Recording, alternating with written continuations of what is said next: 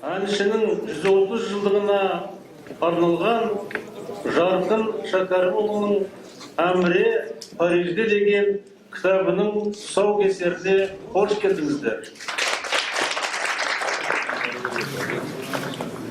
Кітаптың жалпы құнды елмен сондай елдің ыстық ылғасымен жаңа табысып жатқанына бәріміз куәміз.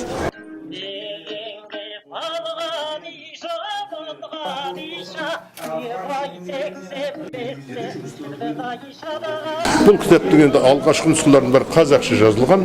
Сондықтан ең алғаш жаңағы табылғаннан кейін ол кейіннен жаңағы әндердің барлығын қалай өңдегені, жөндеген тарихта, одан кейін жаңағы Париждегі күндерін деректер арқылы.